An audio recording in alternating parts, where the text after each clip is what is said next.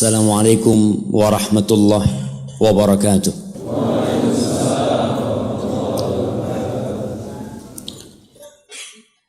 Innal hamdalillah nahmaduhu wa nasta'inuhu wa nastaghfiruh. Sungguh segala puji hanya milik Allah. Hanya Dia yang pantas untuk dipuja dan dipuji. Segala kebaikan yang ada pada diri kita adalah murni karunia Allah. Segala kesuksesan yang dapat kita raih itu juga murni karena kebaikan Allah sama kita.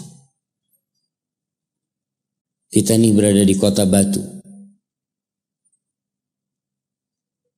Yang kita lihat banyak umat manusia menuju ke Batu.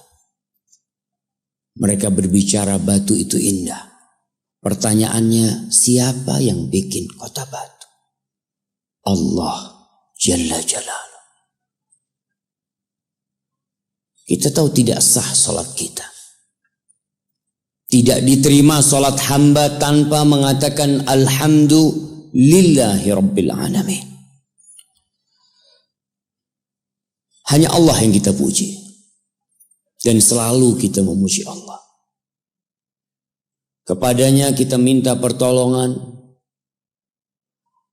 Karena Dialah Al-Aziz, Al-Qawi, Al-Matin. Dialah yang ala kulli syai'in qadir. Kebanyakan kita bersandar kepada kecerdasannya. Bergantung kepada kehebatan dan kekuatannya. Lupa kalau la haula wa la quwata illa billah. Dan kita memohon ampun kepada Allah atas dosa-dosa yang kita lakukan. Tiap hari nikmat Allah turun kepada kita. Dan tiap hari pula dosa-dosa kita diangkat, dipaparkan kepada Allah. Tapi Allah tutupi dosa-dosa kita. Andai bukan karena kebaikan Allah sama kita. Andai setiap kali kita berbuat dosa ditampakkan kepada umat manusia, kita nggak berani kumpul bersama di tempat ini. Ana pun tidak akan berani duduk di depan antum di sini untuk menyampaikan sesuatu. Kalau Allah bongkar dosa-dosa. Tapi Allah tutupin. Dan Allah buka pintu taubat buat kita. Namun kitanya yang kadangkala malas minta ampun sama Allah. Wa na'udzu billahi min syururi anfusina wa sayyiati a'malina. Dan kita berlindung kepada Allah dari kejahatan jiwa kita. Yang senantiasa memerintahkan kepada keburukan. Mengajak kepada kemaksiatan. Allah mengatakan innan nafsa la'ammaratun bisu. Sesungguhnya jiwa itu benar-benar memerintahkan kepada keburukan, jamaah. Susah diajak kepada kebaikan. Susah diajak datang ke rumah Allah. Antum bisa lihat jarang-jarang masjid itu sholat subuh rame. Ini memang tiap subuh seperti ini jamaahnya.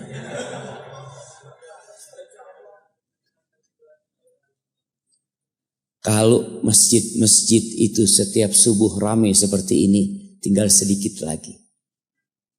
Allah akan berikan kejayaan kepada umat Islam.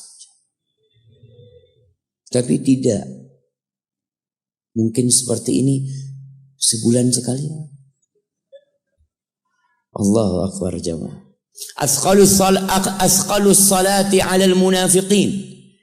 Kata Nabi SAW, salat yang paling berat buat orang-orang munafik salatul isya wa salatul fajr. Salat isya dan salat subuh. Kenapa? Karena orang munafik berangkat ke masjid. Berangkat kadang-kadang orang munafik ke masjid. Tapi berat buat dia.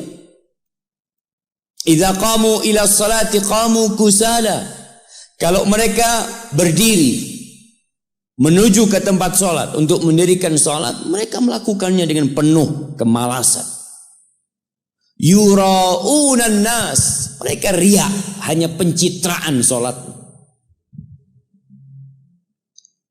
Makanya sholat subuh ini berat, dan alhamdulillah kita bisa sholat subuh di masjid.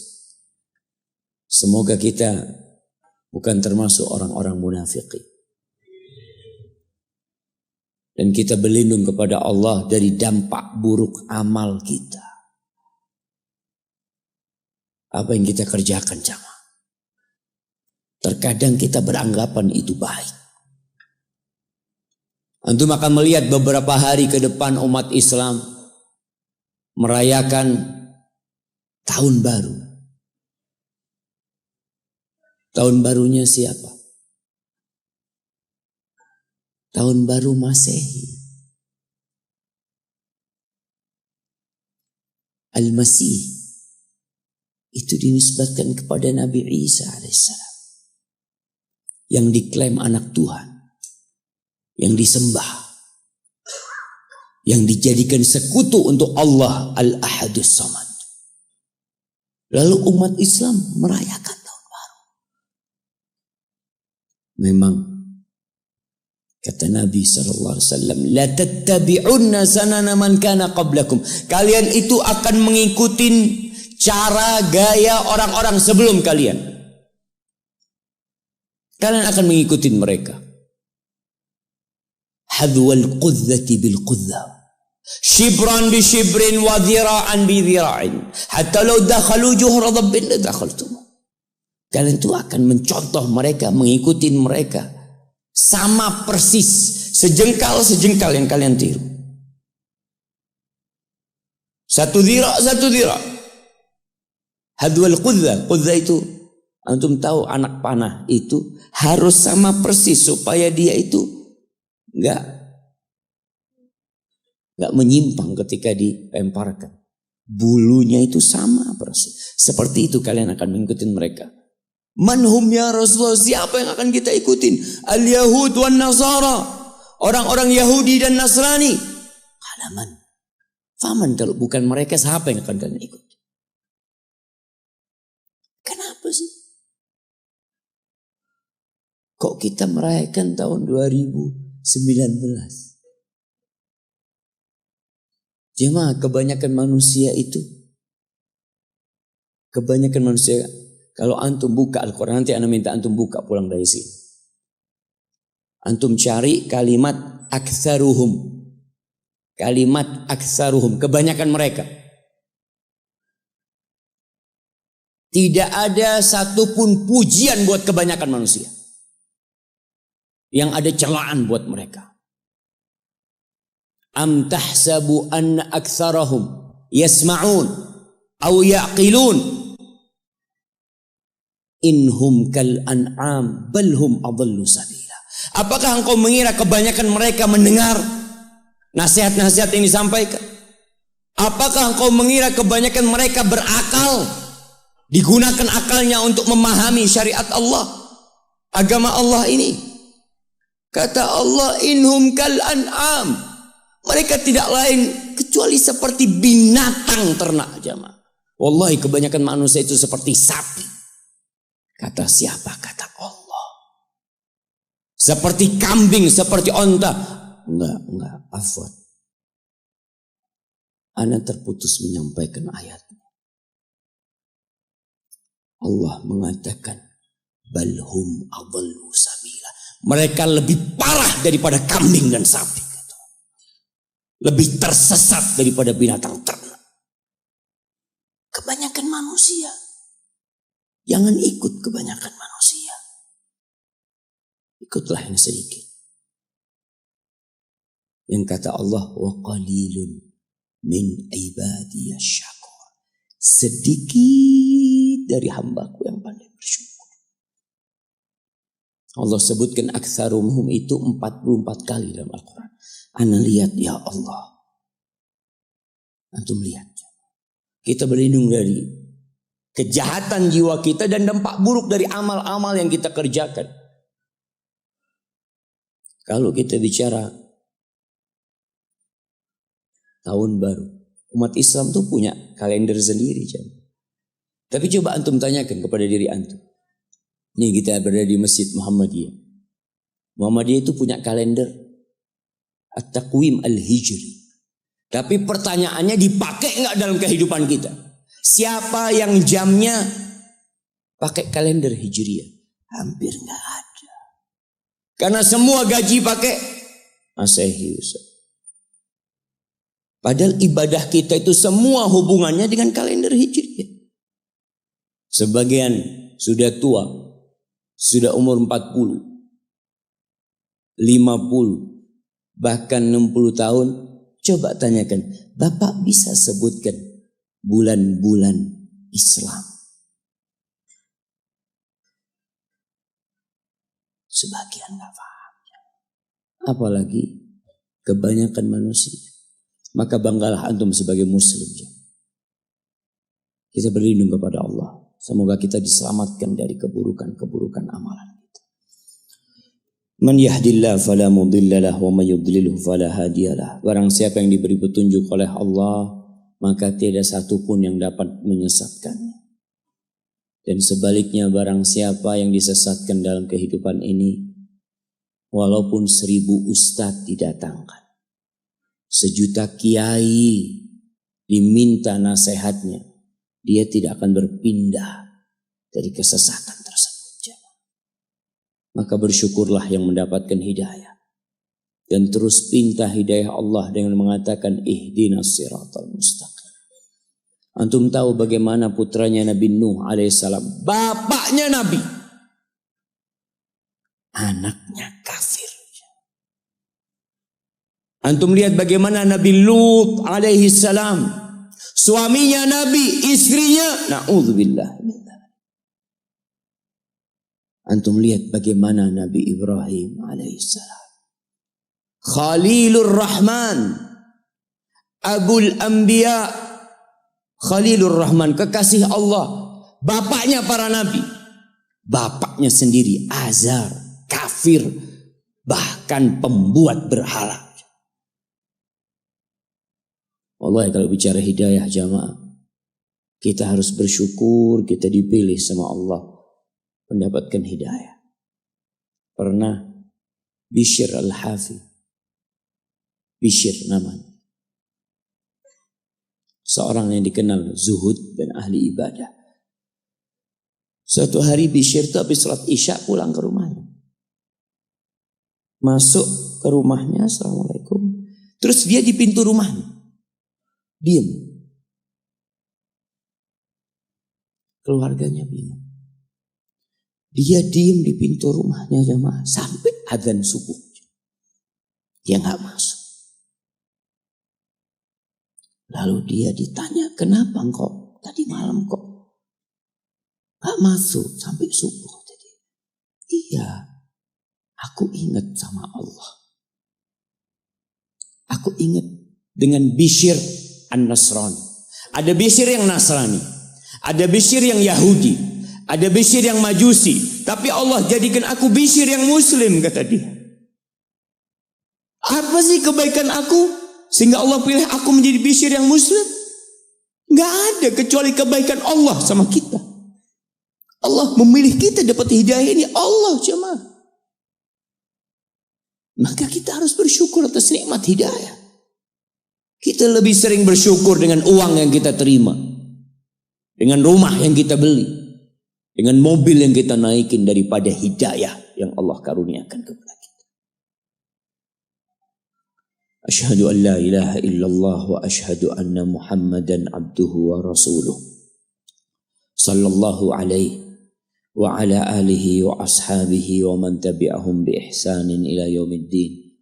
Ya Allah, semoga salawatmu, salam berkah dan nikmatmu senantiasa engkau curahkan untuk hamba kekasihmu, untuk baginda Nabi kita Muhammad sallallahu alaihi wasallam, untuk manusia terindah yang pernah menginjakkan kakinya di muka bumi. Allahu Akbar. Antum kebayang gak kalau ketemu Nabi sallallahu alaihi wasallam? Kita tuh kalau senang sama satu orang, kalau bahasa anak muda sekarang itu ngefan. Antum kalau ngefan sama satu orang itu, kita lihat orang-orang itu menunggu, menanti. Ana wallahi diingatkan oleh seorang tentang bagaimana indahnya berjumpa dengan Nabi SAW. Ketika itu ana di airport Jakarta. Ada satu orang, dia salaman sama ana. Dia menangis.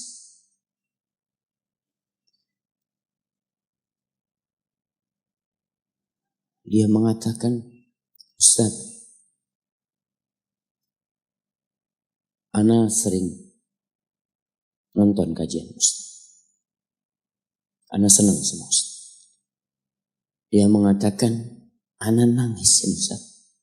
Ana bahagia Ustaz bisa berjumpa Ustaz. Lalu gimana bahagianya kalau berjumpa dengan Nabi Muhammad SAW? Itu kalau kita cinta sama Nabi. Kebanyakan kita hanya pandai berbicara tentang cinta. Benarkah antum mencintai Rasul sallallahu alaihi wasallam? Benarkah kita mencintai Allah Jalla Jalaluh? Yang kata Allah, tatkala ada manusia-manusia yang mengklaim dirinya cinta kepada Allah, Allah turunkan satu ayat ujian buat mereka. Allah mengatakan, "Qul in kuntum tuhibbunallah fattabi'uni yuhibbukumullah wa yaghfir lakum dzunubakum." Katakan kepada mereka yang mengaku mencintai Allah, kalau benar cinta kalian kepada Allah, maka ikutin aku, kata Nabi. Ikutin Nabi. Ikutin ajarannya. Ikutin agamanya. Ikutin sunnahnya. Tegakkan syariatnya. Itu kalau engkau ngaku cinta. Allah akan cinta sama kalian. Dan Allah akan mengampuni dosa-dosa kalian. Tapi jemaah, benarkah kita mengikuti Nabi? Sholawat aja jarang. Antum tanya sama diri antum. Kemarin tuh hari Jumat, afdalul ayyam, sayyidul ayyam, khairu yaumin tala'at fihi syams. Hari yang termulia yang pernah terbit matahari di dalamnya, hari Jumat. Itu kata Nabi SAW, fa'aksiru fihi as-salata alaihi. Kalian banyak-banyak bersalawat kepadaku pada hari itu. Antum tanya, berapa kali antum bersalawat buat Nabi pada hari Jumat kemarin?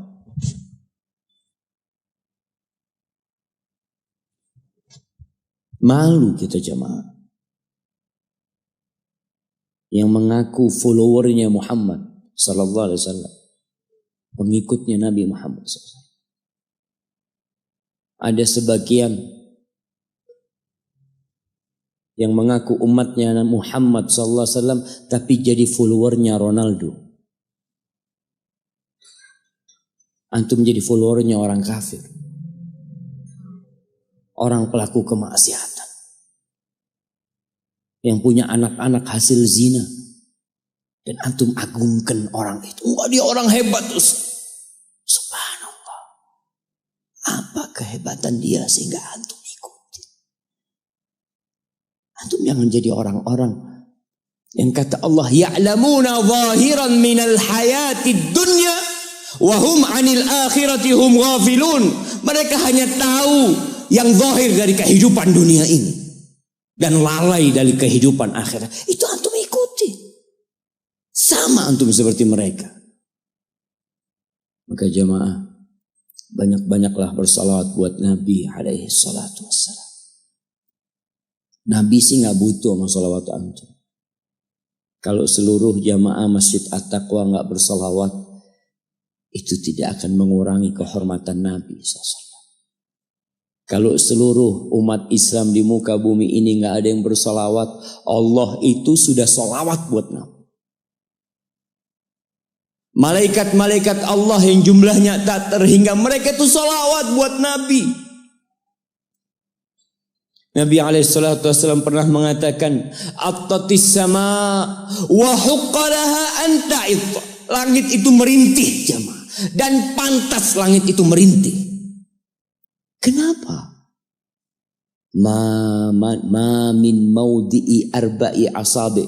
Tidak ada satu tempat di langit seluas 4 jari ini illa wa malakun wadi'un jabhatahu. Kecuali di situ ada malaikat yang meletakkan keningnya. Semuanya berselawat buat Nabi.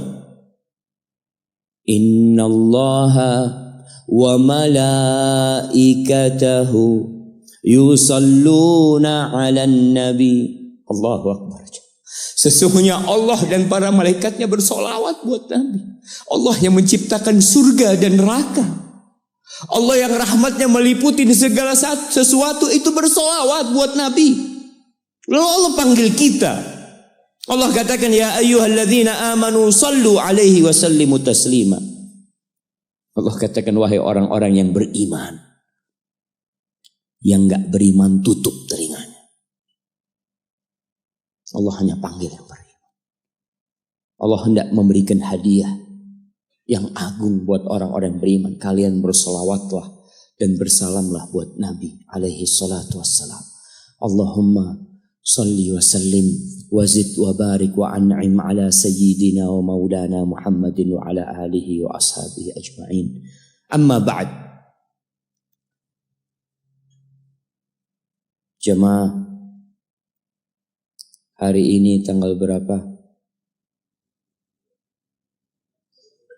Tanggal 22 katanya. Kebanyakan kita mengatakan hari ini tanggal 22. Karena tahu sebentar lagi tahun baru. Tahun barunya orang Nasrani. Ada sebagian mengatakan, insya Allah Pak Ustadz ketemu tahun depan. Tahun depan apa? Sekarang ini tanggal 14 Rabiul Awal. Rabiul Tsani afwan. 14 Rabiul Tsani. Enggak ada tahun depan. Kita ketemu insya Allah bulan Jumadal Ula. Enggak ada. Buat kita umat Islam yang Nasrani silahkan. Kalau antum merasa Nasrani, enggak Ustaz, anak ikut kalender Masehi. Kita ini jamaah di Indonesia mayoritas jamaah. Kita itu mayoritas. Tunjukkan di negeri ini bahwa kita muslimin. Kita nggak kenal sama Masehi. Nabi nggak pernah kenal dengan Masehi. Abu Bakar nggak kenal, Umar nggak kenal, Utsman nggak kenal, Ali nggak kenal. Kita kenal. Dan kita merasa lebih baik dari mereka. Nggak ada.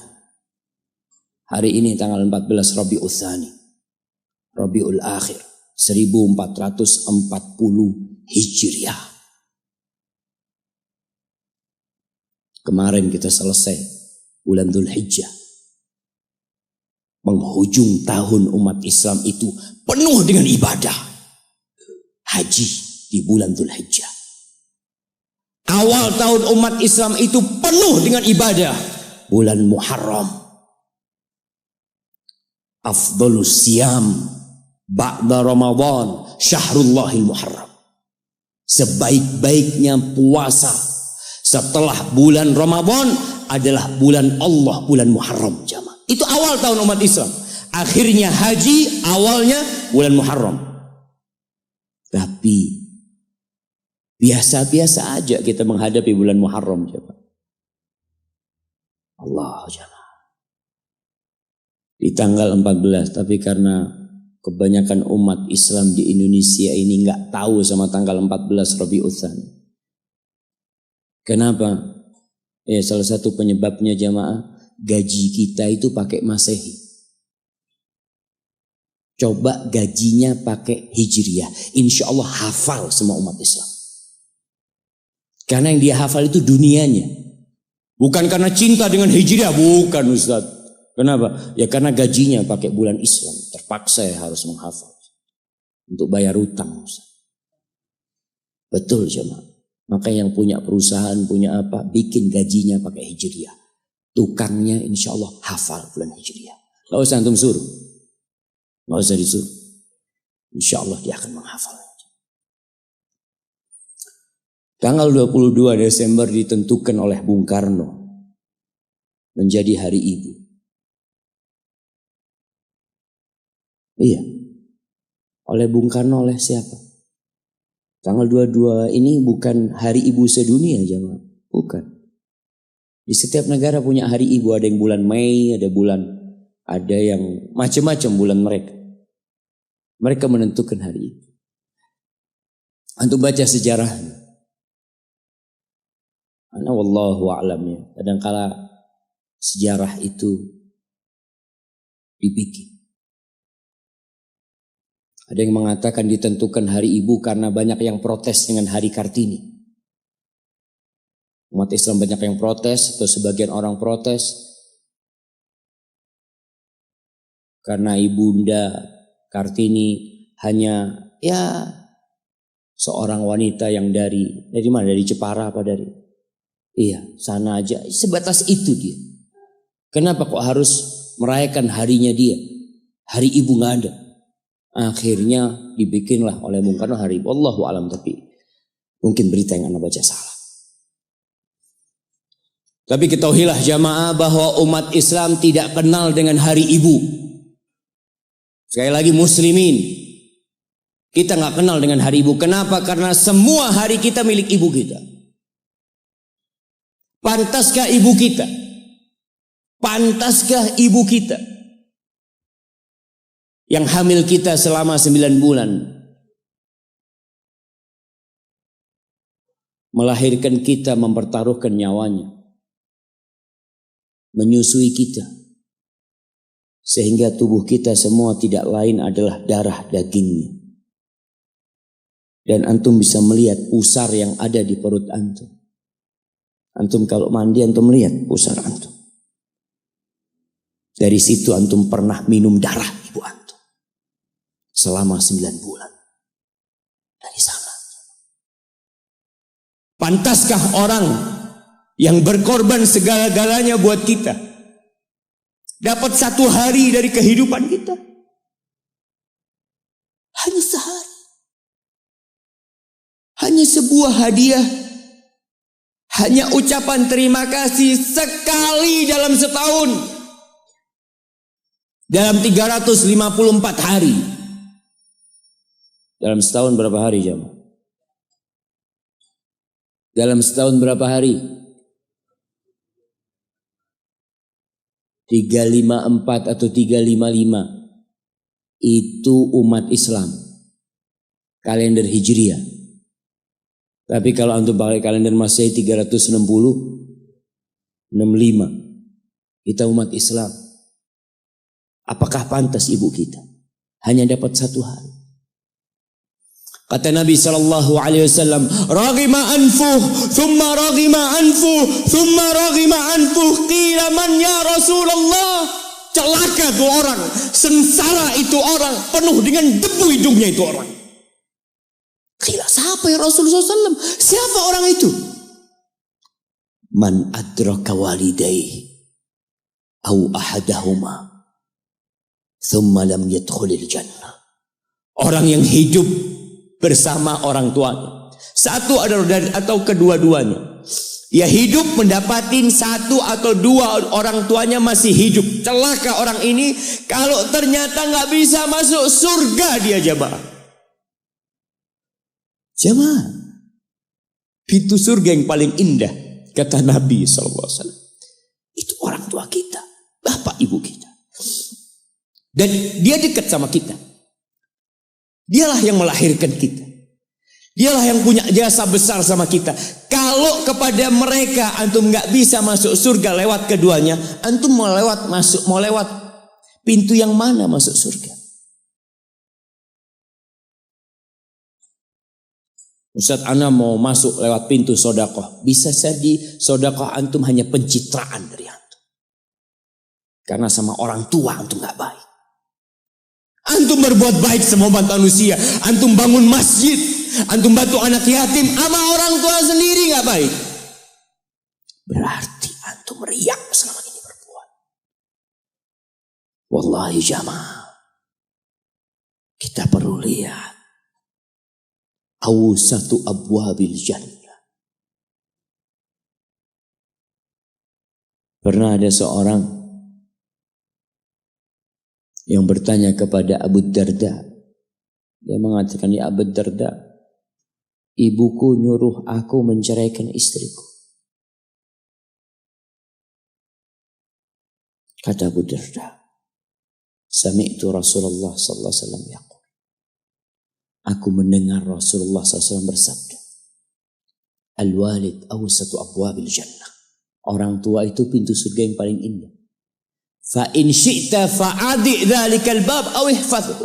Kalau engkau mau, engkau buang itu pintu. Kalau engkau mau, engkau jaga itu pintu. Wallahi jamaah, enggak main-main urusan berbakti sama orang tua. Sebagian umat Islam hidup dengan gaya orang-orang kafir. Memang di barat itu, ya mungkin nggak semuanya. Itu anak kalau umur 18 tahun itu sudah bebas. Dia mau berbuat apa, orang tuanya tidak bisa intervensi. Makanya kadangkala ya ada umat Islam di sana jamaah. Di Amerika, anak punya teman dia lagi ziarah ke rumah temannya dari Jamaika. Dia tanya, mana putrimu fulanah kemana? Kata bapaknya, nggak tahu. Sudah mau jadi pelacur, mau jadi penyanyi, mau jadi apa?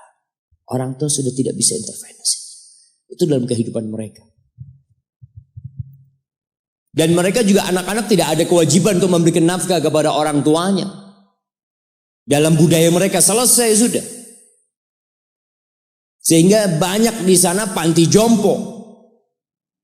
Tempat orang tua dititipkan di sana. Kenapa? Karena anaknya udah hanya mengingat ibunya setahun sekali.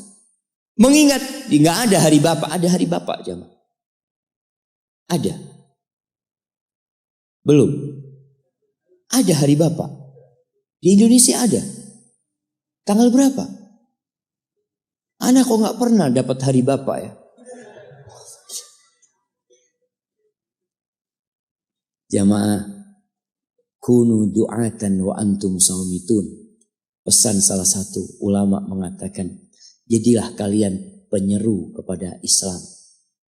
Juru dakwah dalam kondisi antum diem. Nggak bicara, tapi antum pendakwah. Bingung gimana mau jadi pendakwah Ustaz kalau diem.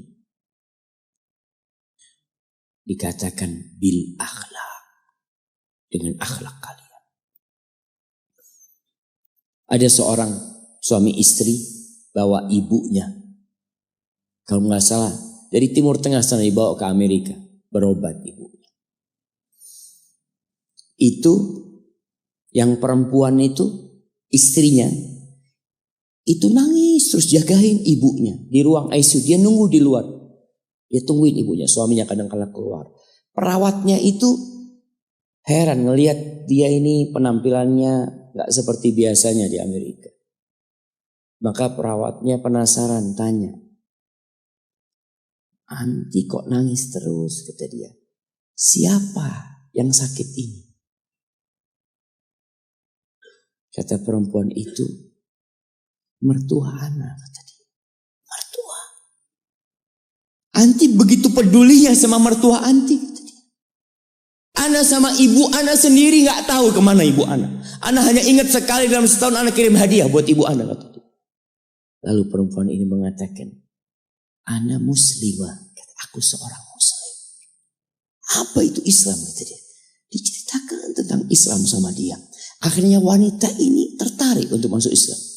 Dikasih buku, berangkat ke Islamic Center, masuk Islam jamaah. Hanya melihat akhlak seorang muslim berbakti kepada orang tuanya. Hanya melihat. Dia nggak bicara apa-apa. Ahibati fillah.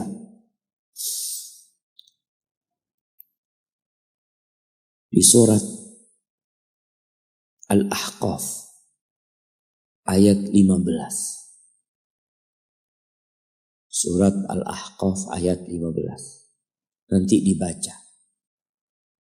Karena kita itu disuruh membaca sama Allah. Iqra. Dan alhamdulillah semua bisa bawa Quran. Walaupun tidak dalam mushaf, tapi dalam HP-nya. Itu semua punya. Coba yang punya HP dibuka. Buka HP-nya. Malu kalau ada muslim punya HP, nggak ada aplikasi Al-Quran di dalam. WhatsApp ada, YouTube ada, Facebook ada, game ada. Quran ada.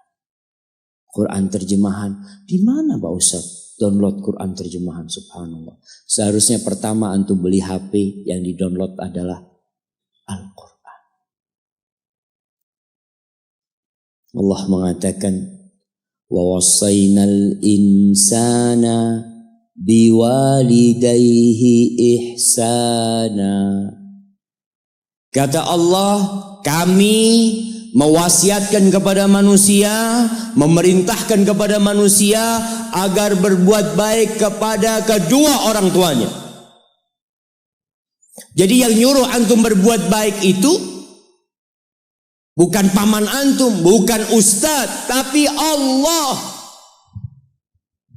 Allah perintahkan kepada kita untuk berbuat baik sama orang tua. Walaupun orang tua antum kafir. Ada sebagian pertanyaan yang kadang kala datang mengatakan, Ustadz, anak ini dibuang sama orang tua anak dulu Ustadz. Anak punya bapak menceraikan ibu anak.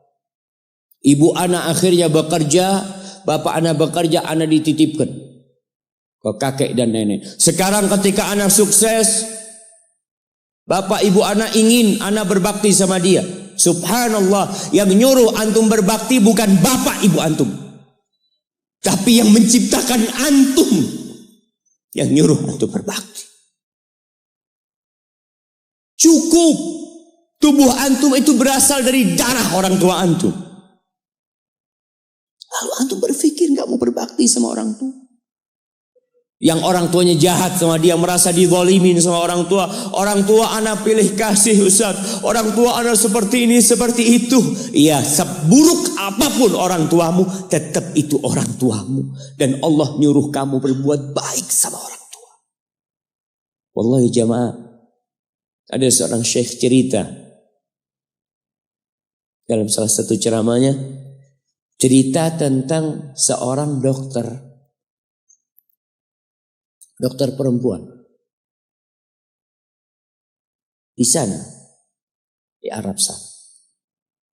Ada seorang anak lelaki bawa ibunya.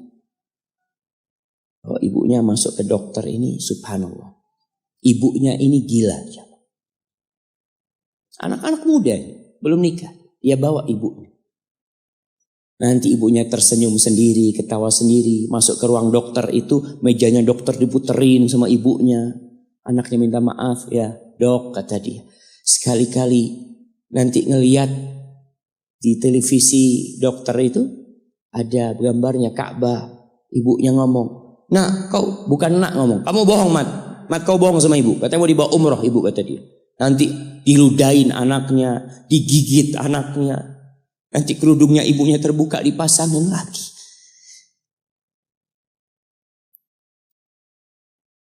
Itu dokter tanya sama anaknya, ini siapa? Ibu anak, kata dia. Sejak kapan dia seperti ini? Sejak lahir. Loh, terus gimana engkau bisa lahir? Iya, sama kakek anak, ibu anak dinikahkan. Tapi 10 bulan diceraikan. Ya karena seperti ini Pak. Anak lahir dari rahim ibu anak. Dan seperti ini kelakuan. Iya, kata dia. Engkau berbakti sama dia, kata dia. Dia kan gak kenal sama engkau. Iya, dia gak tahu sama anak. Tapi Allah tahu kalau dia ibu anak kan. Allah kalau dia ibu anak harus berbakti. Ditanya, ibumu sakit apa? Ibu kena gula, kata dia. Setelah dikasih resep, itu dokter cerita, pasiennya keluar, ditutup pintunya. Dokter ini nangis. Dia mengatakan, ana sering dengar ceramah tentang birrul walidain. Ana sering mendengarkan tausiah ustaz tentang berbakti kepada orang tua, tapi ana baru sekarang melihat kebaktian seorang anak sama orang tuanya. Ibunya gila, dia tetap berbakti. Dan dia mengatakan, iya, ibu ana nggak tahu sama ana, tapi Allah tahu kalau dia ibu ana. Dan yang ngasih wasiat supaya kita berbakti sama orang tua itu Allah, jemaah. Apapun yang dilakukan orang tua kita.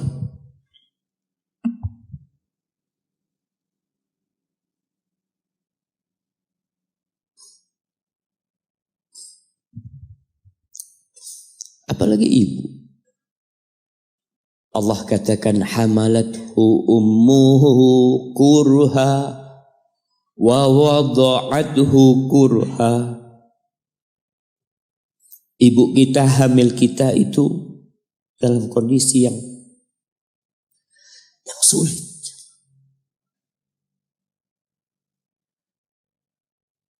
Ada ibu yang harus bed rest demi anaknya lahir.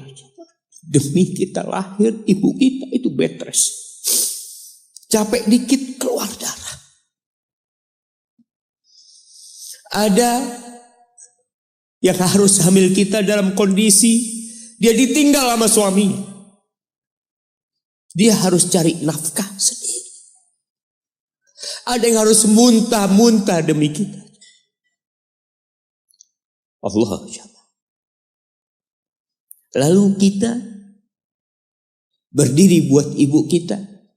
Capek. Diceritakan seorang.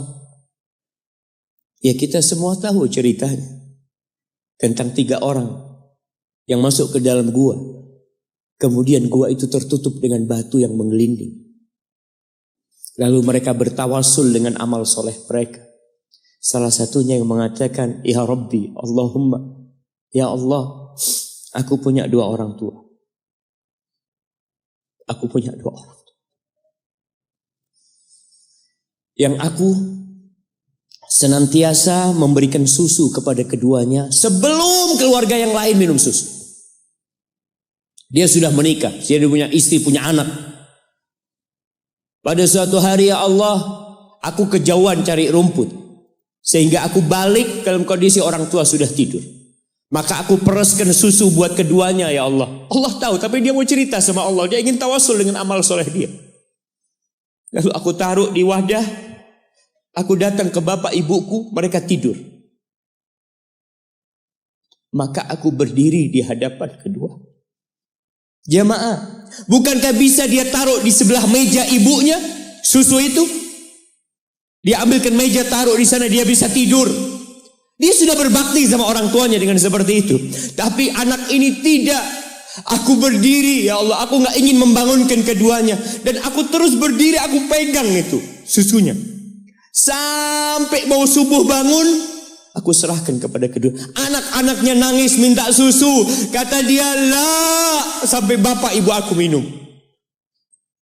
Kalian jangan minum.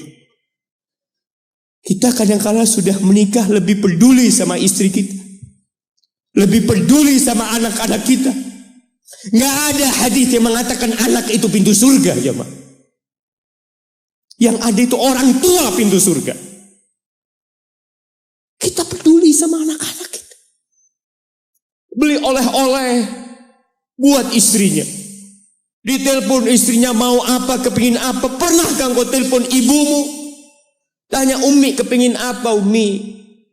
Ana lagi dalam perjalanan, Umi. Jamaah. Itu anak, Masya Allah. Dia berdiri. Kenapa dia kuat, jamaah? Karena dia tahu Allah yang nyuruh dia berbakti. Mungkin tidak ada yang melihat berdirinya dia. Tapi Nabi ceritakan berdirinya dia. Dari malam jamaah sampai pagi. Berapa jam dia ingat, ibuku hamil aku 9 bulan. Capek. Ana semakin tahu dengan tugas besar seorang ibu dan pengorbanan seorang ibu. Setelah Ana menikah. Setelah Ana tahu bagaimana istri Ana hamil. Ketika dia harus tidur gak enak. Makan muntah. Muntah aja Ana melihat istri Ana sampai lemas dia. Ana ingat begini ibu Ana hamil.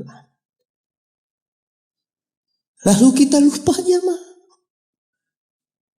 Kita sok sukses. Mungkin engkau lebih sukses dari orang tuamu. Tapi kalau nggak ada bapak ibu, engkau nggak akan pernah lahir di muka bumi. Allah ceritakan ibunya hamil dia. Wa wada'athu kurha. Dan melahirkannya dalam kondisi sulit. Kadangkala perut ibu kita itu disobek. Demi kita keluar dari perut ibu kita. Antum meninggalkan luka di ibu. Itu dijahit. Kalau antum anak ketiga, Allahu Akbar. Berapa kali dibelah perut ibu kita coba. Tubuhnya jadi jelek gara-gara kita. Tapi dia gak peduli, yang penting antum lahir dengan selamat. Kalau ibu kita dikasih pilihan.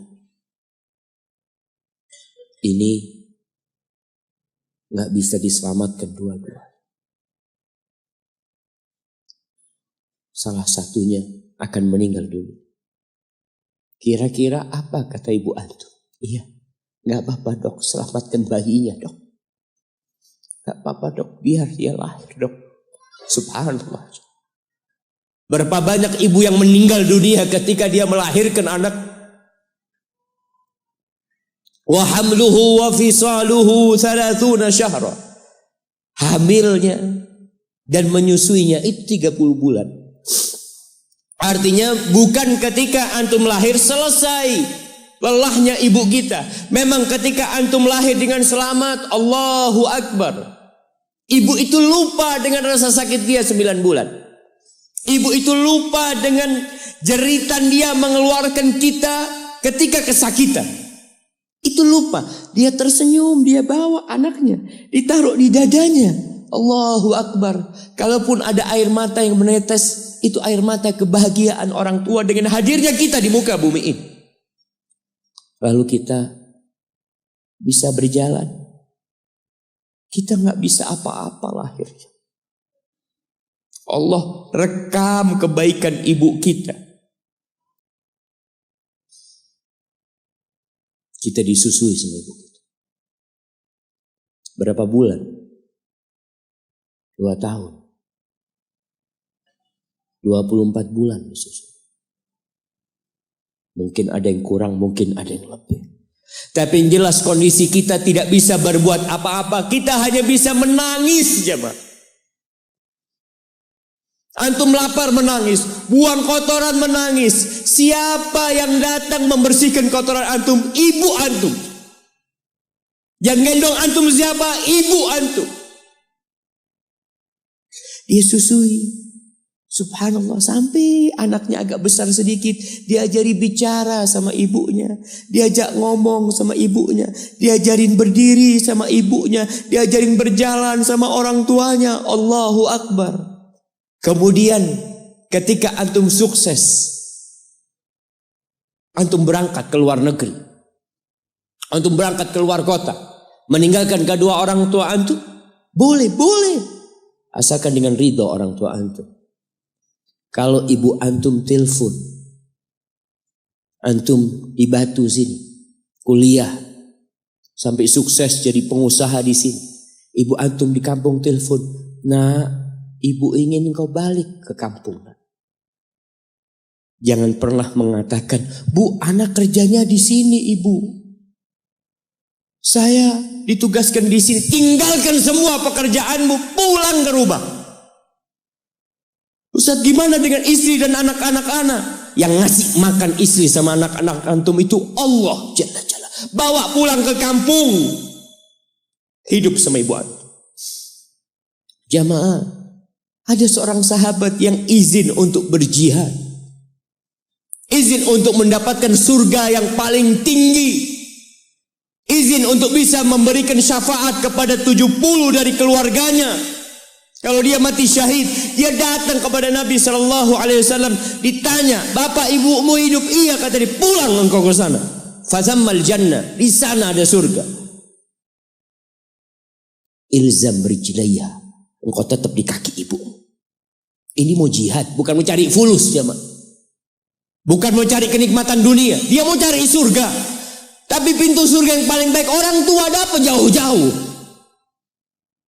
Jemaah, Allah, ketika antum nangis di kasur ibu, di dapur lagi masak, dimatikan kompornya, dia datang jumpai antum. Antum lihat, anda sering lihat ketika kajian, bagaimana seorang ibu yang gendong anaknya yang nangis. Dia ingin dengarkan kajian, tapi engkau menghalangi dia untuk mendengarkan kajian dengan baik. Dia harus gendong. Kadang-kadang nggak boleh deket-deket kajian, yang bawa anak tempatnya lain, dan dia nurut. Engkau ganggu hidup dia dari sejak engkau lahir. Kemudian setelah engkau dewasa, engkau enggak berbakti sama ibu. Lupa dengan wa hamluhu wa fisaluhu 30 syahr. Di masa Umar bin Khattab, ada seorang yang datang kepada Umar mengatakan, ya Amirul Mukminin,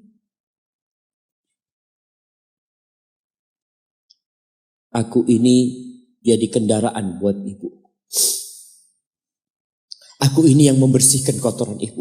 Dan aku palingkan wajahku. Ibuku sudah lumpuh, gak bisa apa-apa. Dan aku berusaha untuk berbakti sama dia. Aturani qad jazaituha. Gimana menurut? Apakah aku sudah balas kebaikan ibuku? Kata Umar, la. Kata dia. Enggak, belum. Ya Amirul Mukminin, bukankah aku sekarang ini telah berbuat kepada ibuku seperti ibuku berbuat kepadaku waktu aku kecil? Artinya sama pekerjaannya sekarang ini. Aku yang menyuapin ibuku, aku yang membersihkan ibuku, yang mengantarkan dia ke kamar mandi. Semua yang pernah dilakukan ibuku, kira-kira sudah aku lakukan semua sekarang. Kata Umar, enggak sama. Kata dia.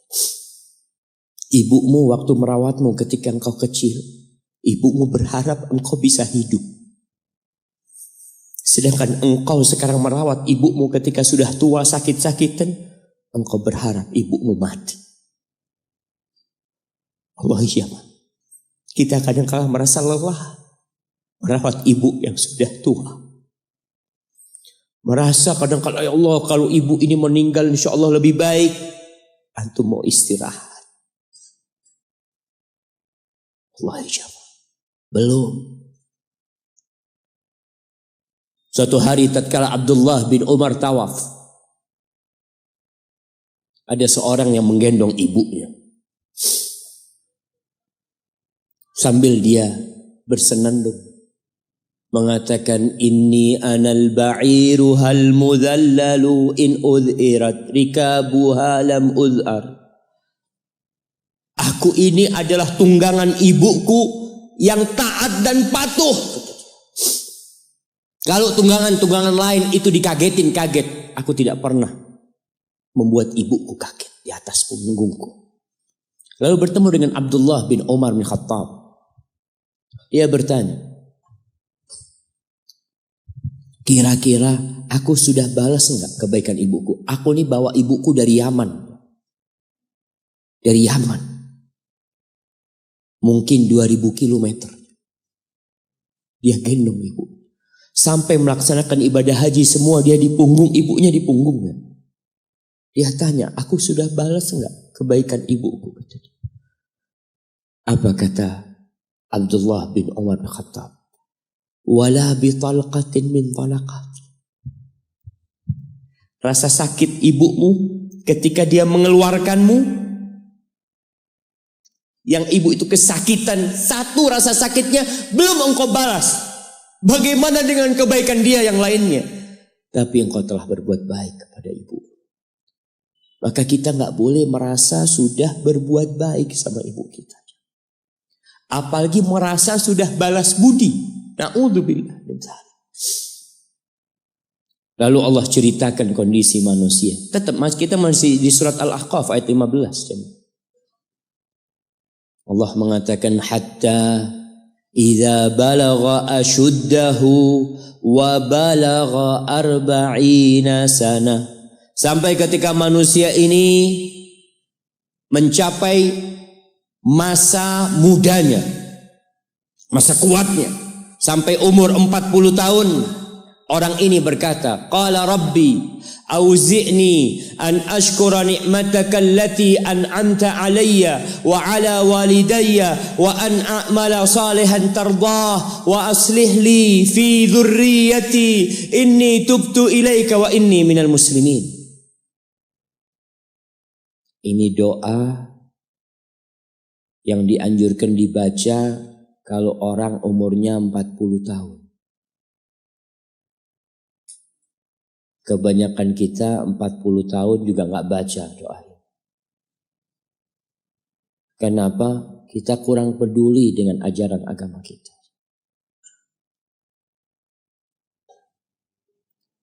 Ada istilah yang mengatakan hidup itu dimulai dari umur 40 tahun.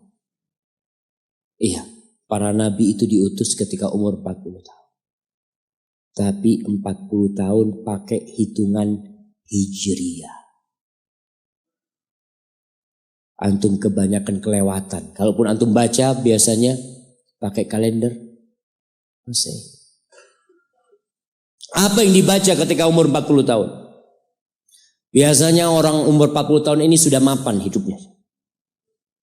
Sudah punya istri, sudah punya anak, sudah punya usaha. Ada yang sebab itu sudah mapan.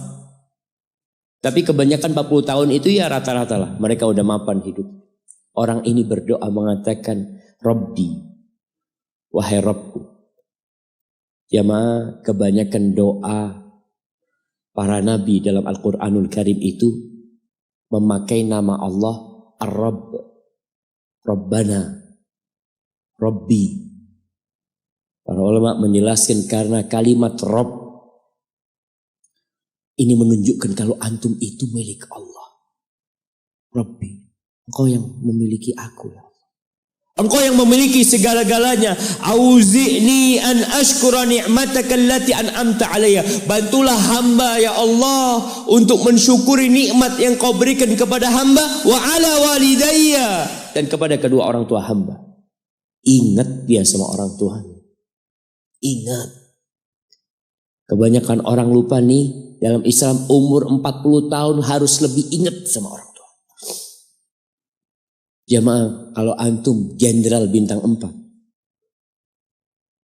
kalau antum seorang gubernur, atau seorang raja, atau seorang presiden pun, ketika antum berhadapan sama bapak, ibu antum, pangkat antum tetap anak. Mungkin orang tua antum gak lulus SD. Mungkin gak pernah mengenyam bangku kuliah. Antum mungkin dokter, mungkin profesor.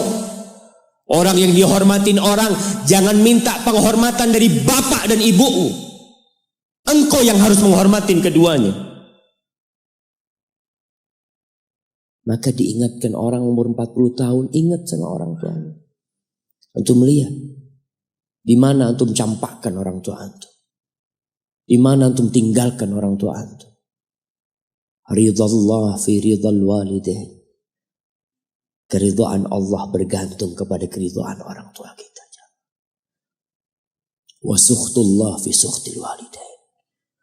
Dan kemurkaan Allah bergantung dengan kemurkaan kedua orang tua kita.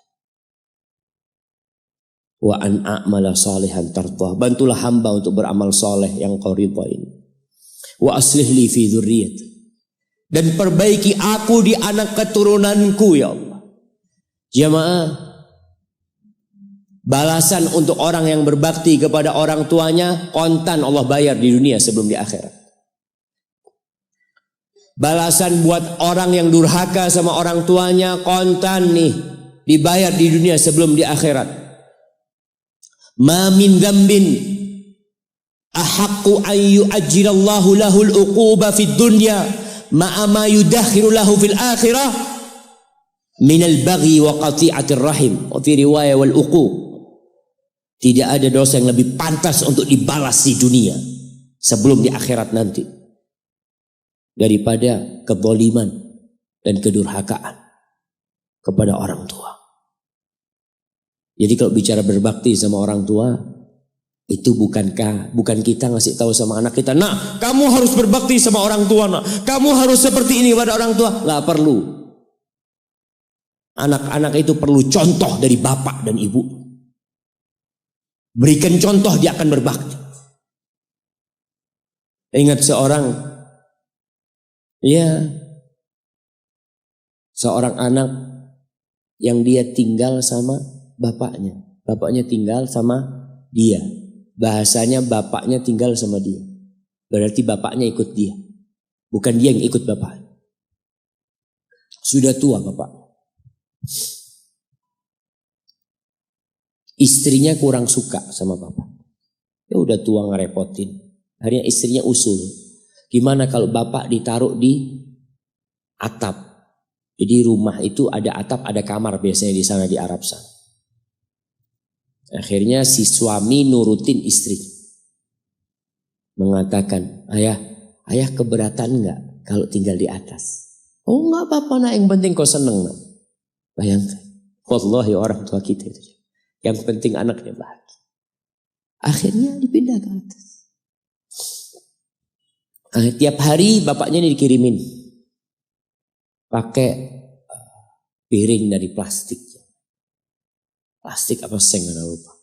Kirimin ke atas makan ya, nanti bajunya dicuci. Pokoknya nggak kumpul sama cucu-cucunya. Seakan-akan diasingkan di sana. Sampai meninggal dunia. Sudah meninggal, selesai. Orang itu kalau orang tua yang meninggal selesai, sudah beban hidup dia. Padahal itu pintu surga yang sudah ditutup buat antum. Maka sebagian ulama ketika ibunya meninggal menangis. Ditanya, kenapa engkau menangis seperti ini, kata dia. Gimana aku tidak menangis, pintu surga terbaik udah tertutup buat aku, kata dia. Udah selesai. Aku belum berbakti sama dia sudah meninggal. Akhirnya ketika meninggal dikubur, bapak anaknya ini mau bersih-bersih kamar bapaknya. Bersama anak dia. Bersih-bersih, sudah dimasukin kantong hitam ya, macam-macam. Ketika piring tempat anaknya ini ngirim makanan buat bapaknya. Mungkin cucunya juga ngirim buat bapaknya. Mau dibuang, kata anaknya, ayah jangan ayah, buat aku ayah. Kenapa nak? Buat apa piringnya? Iya ayah, nanti kalau ayah sudah tua, aku akan pakai ini buat ayah. Anaknya anak kecil gak tahu apa-apa aja. Dia pikir itulah berbakti sama orang tua. Dia ingin mengulangi apa yang dia lihat, dia ingin praktekkan sama bapak. Bukan karena dia ingin durhaka, bukan. Karena dia berpikir itulah kebaktian jemaah. Ketika si anak ini melihat anaknya mengatakan itu, dia nangis dia jemaah. Dia ciumin baju bapaknya yang ada di sana. Selesai sudah jemaah. Selesai. Pintu surga itu sudah ditutup buat antum. Maka gak perlu antum kasih ceramah anak antum tentang berbakti. Antum minta sama Allah, perbaikin di anak keturunanku ya Allah. Iya. Agar mereka berbakti, bermanfaat. Buat kedua orang tuanya, buat negeri ini, buat agamanya. Tapi tidak hanya dengan omongan. Kalau seorang ayah suka duduk sama ibunya, pijetin kaki ibunya. Antum suka ambilin sandal buat bapak antum. Kadangkala kan orang kalau pakai sandal masuk rumah itu sandalnya ngadep ke rumah. Antum suka belokin. Antum keluar dari masjid, sandal bapak antum lurusin. Antum gak usah suruh anak antum melakukan itu sama antum. Dia akan lakukan itu sendiri. Birrul walidain, berbakti kepada ibu khusus. Itu bukan ceramah yang disampaikan. Bukan pidato yang disampaikan oleh seorang orator. Enggak. Tapi sesuatu yang kita praktekkan dalam kehidupan. Inni tubtu ilaika wa inni minal muslimin. Ya Allah, aku taubat ya Allah. Aku mohon ampun kepadamu. Aku termasuk orang-orang yang berserah diri kepadamu. Jamaah, man ahqun nas bi husni sahabat. Siapakah manusia yang paling pantas mendapatkan kedekatan kita sama dia? Sahabati. Bukan hanya servis dari kita, tapi pendampingan dari kita. Kita lebih sering duduk sama sahib-sahib kita. Ini ketika sahabat bertanya, siapa ya Rasul sallallahu alaihi wasallam? Qala ummuk, ibumu. Qultu thumma man? Setelah ibu siapa? Ummuka, ibumu lagi. Qultu thumma man ya Rasulullah? Iya, aku tahu ibu. Kemudian ibumu lagi. Qultu thumma man? Thumma abuk, baru bapakmu, baru orang yang dekat lainnya. Bayangkan Rasulullah sallallahu alaihi wasallam ya, sampaikan ini kepada ya aktivis gender yang mengharapkan persamaan lelaki dengan wanita. Di dalam agama kita wanita diletakkan 3 kali di atas laki-laki dalam kebaktian. Bukan sama bapak, tidak. Maka bapak jangan pernah iri ketika melihat anaknya lebih cinta sama ibunya, lebih berbakti sama ibunya, karena itu syariat Allah Jalla Jalaluh. Iya, kita tetap berbakti sama bapak kita. Tapi ibu kita, kenapa kok ibu 3 kali? Bapak tidak ikut hamil. Rasa lelah ibu tidak pernah dirasakan bapak. Bapak tidak ikut melahirkan. Dia tidak pernah merasakan rasa sakit melahirkan. Bapak tidak pernah menyusuin. 3 ini pekerjaan ibu.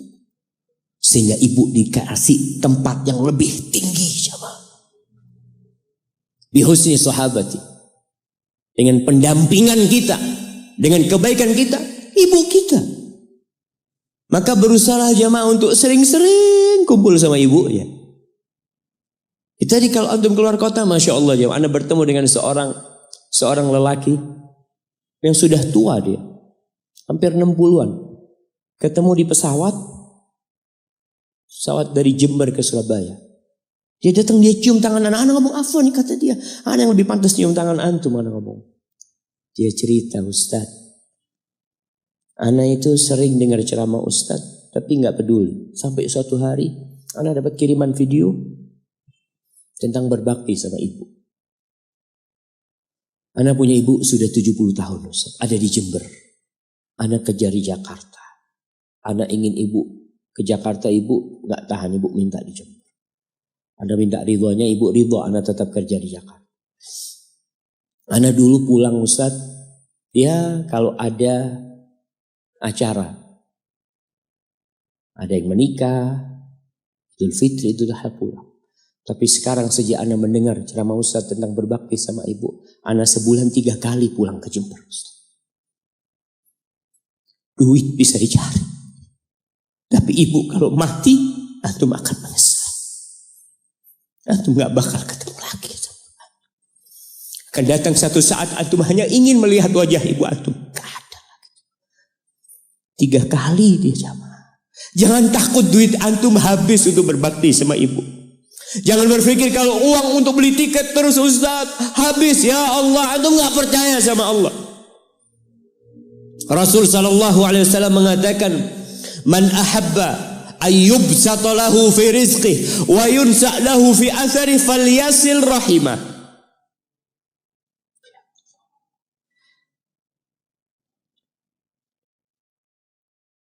Barang siapa yang ingin rizkinya diluaskan, barang siapa yang ingin umurnya dipanjangkan, apa yang dia lakukan?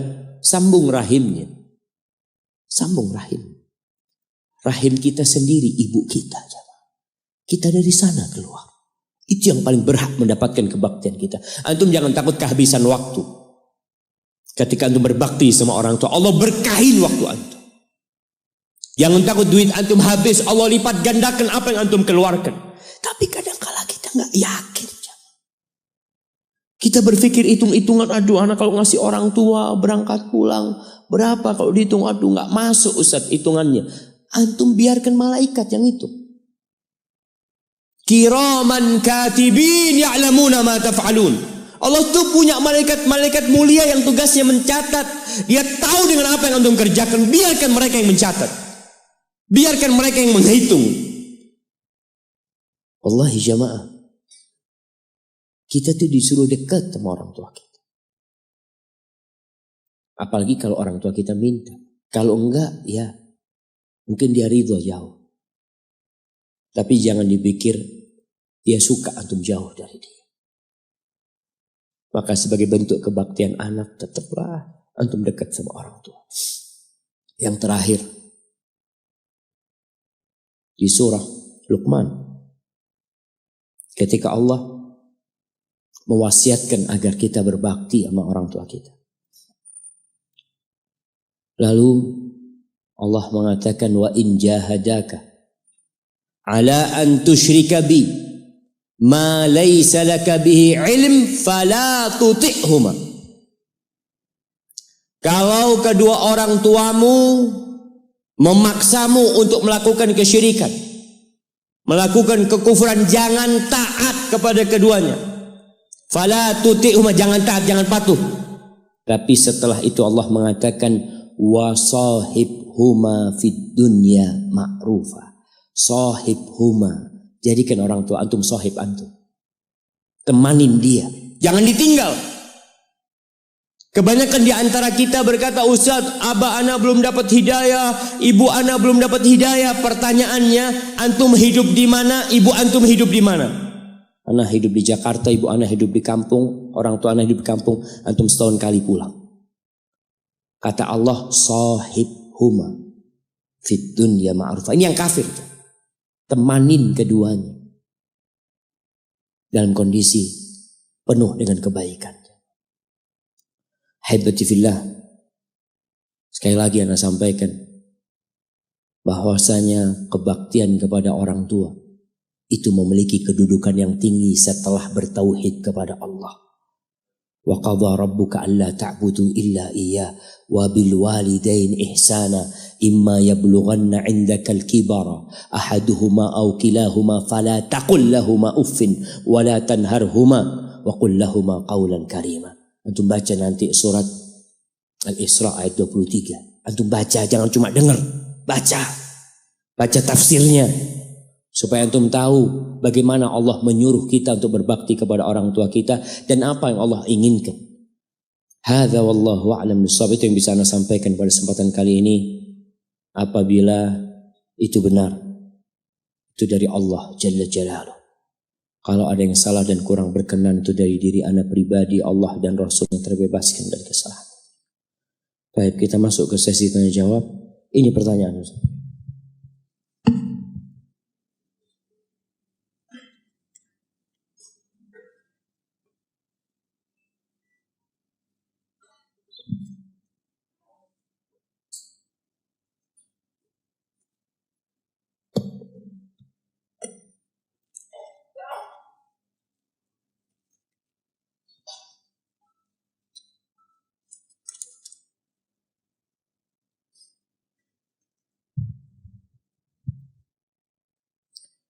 Bagaimana sikap seorang istri yang suaminya sudah mengenal manhaj salaf, tapi ibunya si istri menginginkan anaknya berislam yang biasa-biasa saja seperti kebanyakan orang. Jika istri mengikuti suaminya, bapak ibunya membenci anaknya. Jamaah, kita ini Islam jangan yang aneh-aneh lah. Jangan yang biasa-biasa aja. Gimana Islam? Islam yang standar. Islam itu ada standarnya. Jangan dikurangin, jangan ditambahin. Yang berlebih-lebihan menyimpang. Yang kurang juga menyimpang. Terus gimana Islamnya? Itu sudah seperti Islamnya Rasulullah SAW. Pada waktu itu, di surat Al-Baqarah, ketika Allah menceritakan tentang orang-orang munafikin, Orang munafik itu ada jemaah yang sholat di belakang Nabi. Jadi makmumnya Nabi SAW. Munafik jadi makmumnya Nabi. Jangan dipikir yang hadir di masjid ini semuanya Islam beneran jemaah. Di masjid Nabi aja pentolan orang-orang munafikin ada. Wa idza qila lahum aminu kama amanan nas. Apabila dikatakan kepada mereka, berimanlah kalian seperti berimannya manusia. Itu biasa-biasa aja lah. Seperti berimannya para sahabat Nabi. Gak usah neko-neko Islamnya. Aminu kama amanan nas. Siapa manusia yang ada pada waktu itu? Para sahabat Nabi.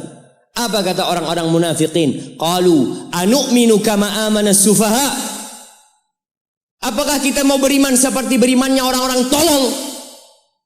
Wallahi mereka mengklaim Islamnya para sahabat, Islamnya orang-orang tolol.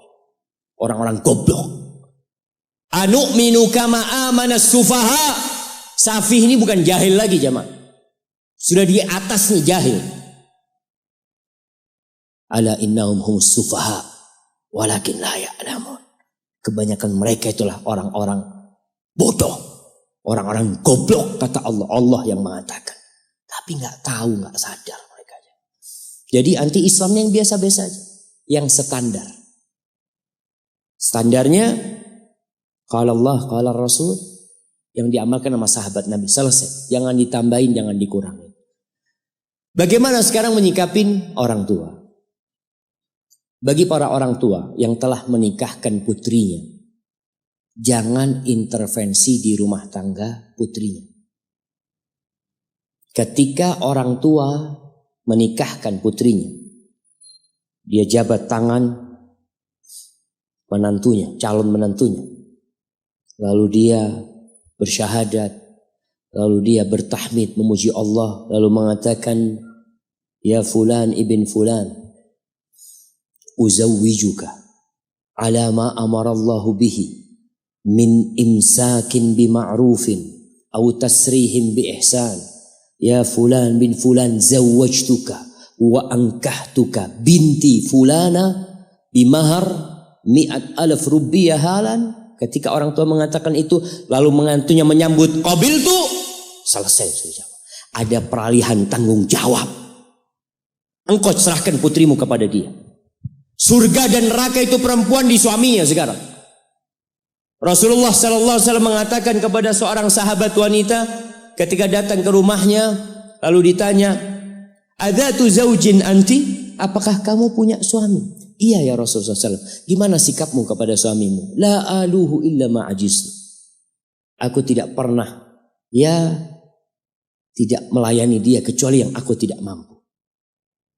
Lalu Nabi SAW mengatakan, unduri aina anti lahu fa innama huwa jannatuki au naruki. Engkau lihat bagaimana sikapmu kepada istrimu. Dia itu kepada suamimu. Bagaimana sikapmu kepada suamimu. Dia itu surgamu atau nerakamu. Jadi seorang wanita setelah menikah tetap wajib berbakti kepada orang tuanya dengan batasan-batasan. Kenapa kok ada batasannya? Karena dia sudah jadi istri orang. Yang dia tidak boleh keluar rumah kecuali izin sama suaminya, bukan sama bapak atau ibu.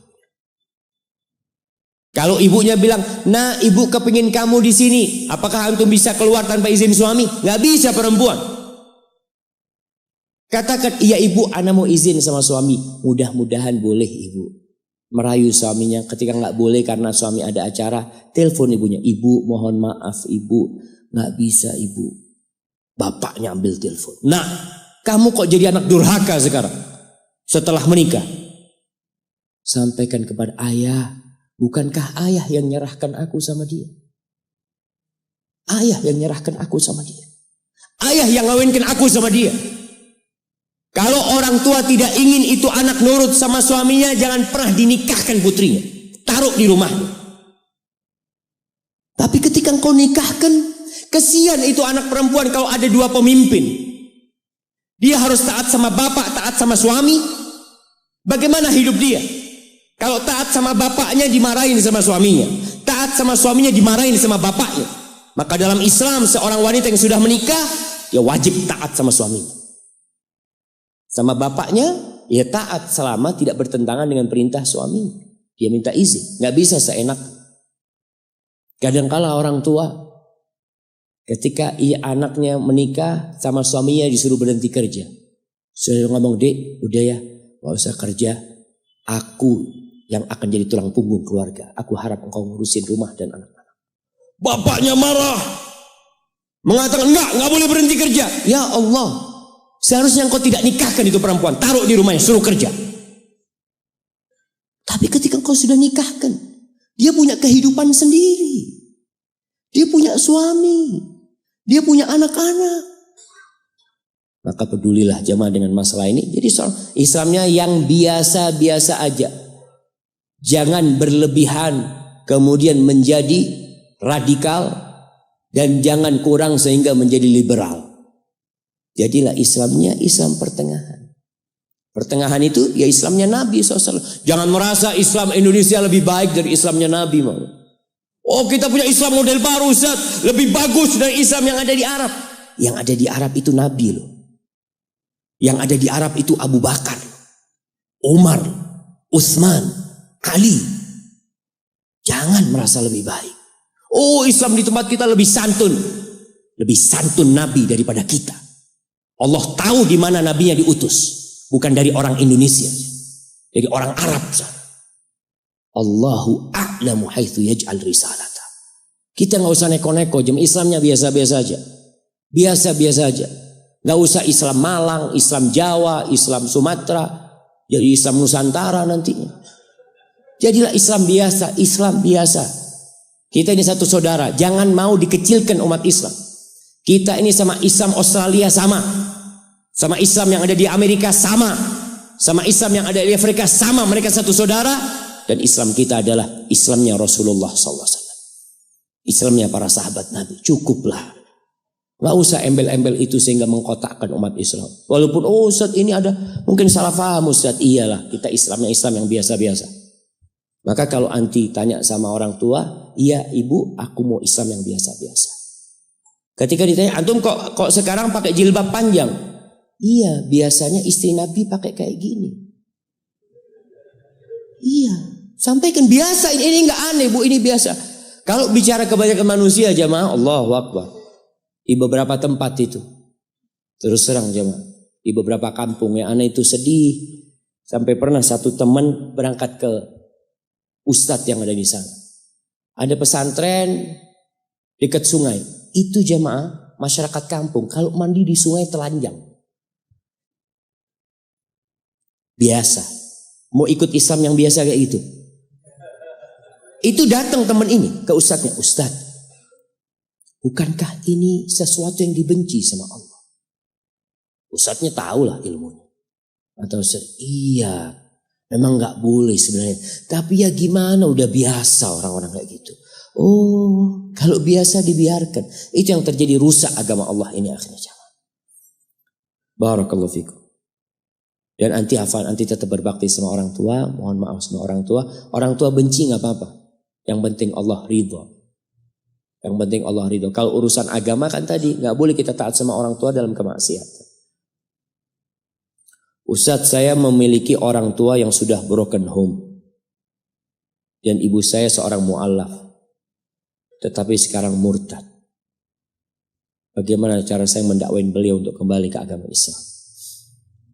Wallahi jamaah, kita tahu diperbolehkan menikah dengan wanita ahlul kitab. Walaupun dia gak masuk Islam. Tapi kewajiban suami tatkala itu besar. Dia punya kewajiban mendakwain Islam kepada istrinya, menjaga anak-anaknya juga. Dan ada orang-orang yang masuk Islam hanya karena menikah. Artinya dia itu gak yakin Islam sebagai agama yang benar. Sehingga tatkala dia cerai, akhirnya kembali kepada agamanya. Dan na'udzubillah, hati-hati dengan media. Ana baca media, ada banyak yang merusak hati. Ada fulana murtad. Kemudian dia bangga menjadi seorang murtad. Na'udzubillah billah.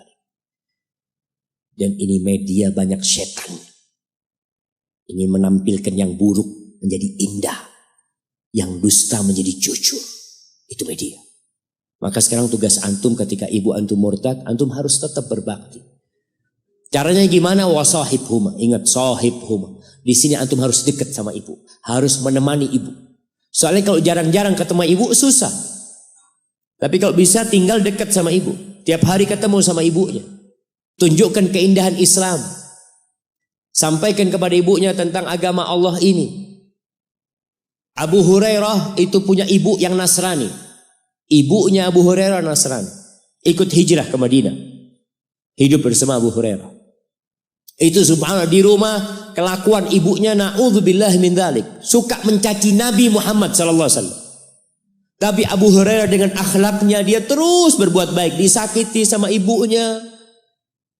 Dia datang kepada Nabi SAW. Nabi berpesan tetap berbakti sama ibumu. Sampai suatu hari dia mendengarkan kata-kata yang buruk dari ibunya. Nggak tahan Abu Hurairah ini. Kata-kata buruk mencela Nabi Muhammad SAW. Abu Hurairah keluar dari rumahnya. Dia datang menjumpai Nabi SAW. Ya Rasulullah. Ud'ullaha li ummi Abi Hurairah. Wahai Rasul. Doakan buat ibunya Abu Hurairah. Nabi angkat tangan mengatakan, Allahumma hdi umma Abi Hurairah. Allahumma hdi umma Abi Hurairah. Allahumma hdi umma Abi Hurairah. Ya Allah, berikan hidayah kepada ibunya Abu Hurairah. Abu Hurairah pulang. Ketika dia ketuk pintu memasuk rumah, kata ibunya, ala rislik, tunggu dulu. Tunggu dulu kok. Ibunya lagi mandi. Selesai mandi, dibukakan oleh ibunya. Abu Hurairah masuk. Ibunya mengatakan, asyhadu an la ilaha illallah wa asyhadu anna Muhammad Rasul. Antum melihat bagaimana dahsyatnya doa. Hanya jarak berapa menit antara Abu Hurairah pergi dalam kondisi ibu yang mencaci maki, Rasulullah SAW balik sudah masuk Islam.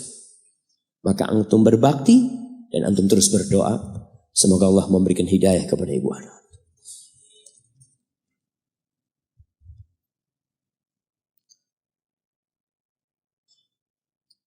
Bagaimana dengan ortu yang menyuruh anak-anaknya untuk pulang kampung semua?